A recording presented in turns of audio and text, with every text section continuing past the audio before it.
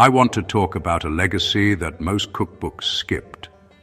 The hidden culinary genius of enslaved plantation cooks, people who fed whole households, defined regional tastes, and shaped what we now call American food.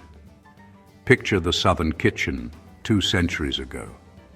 A roaring hearth, cast iron pots, smoke, spice, and a clock that never stops.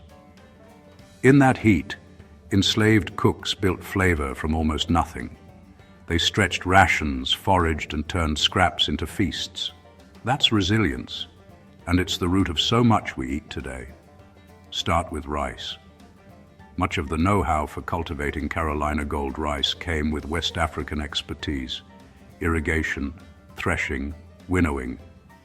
That knowledge powered low-country cuisine, and in the kitchen it became hoppin' john, perlou, rice breads that still show up on modern menus, okra, sesame, called beni, black-eyed peas. These West African ingredients took hold in America, adapted to local soils, and became staples. Gumbo blends African techniques, indigenous ingredients like file powder from sassafras, European stocks and roux.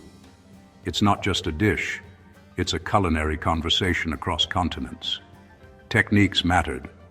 Slow, all-day simmering to coax collagen into silk. Pot liquor, the vitamin-rich broth from greens, saved and reused as a tonic and base for soups. Hearth baking in Dutch ovens with coals piled on lids for even heat. Pickling, fermenting, smoking, smart preservation in a world without refrigeration. Spice blends layered heat and aroma, pepper, cayenne, mustard seed, bay, and whatever the garden or the woods allowed. And the barbecue pit, whole animal cooking. Today's pit masters stand on that skill, even if the names of the first masters were erased. Some names survived. James Hemings trained in French kitchens and brought techniques like macaroni and cheese into American dining.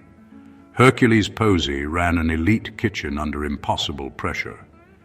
Abby Fisher published one of the earliest Southern cookbooks by a black author, preserving methods that were often oral. Later, cooks like Melinda Russell and, generations on, Edna Lewis carried those flavors forward, giving credit to the fields and the hands that worked them. Here's what I take from all this. Iconic Southern food, gumbo, jambalaya, red rice, greens and cornbread, bene cookies, didn't appear out of thin air. They were crafted by people navigating violence and scarcity, who kept traditions alive while inventing new ones. Farm to table, nose to tail, those aren't trends. They're survival strategies turned into culinary wisdom. If you cook, you're already part of this story. Save the pot liquor. Build a proper roux, grow herbs, learn the difference between a simmer and a boil. And when you plate that bowl of beans and rice, say the quiet part out loud. The roots of American flavor run through the kitchens of the enslaved. Their creativity is the backbone of our cuisine. It deserves credit, remembrance, and a place at the center of how I talk about food.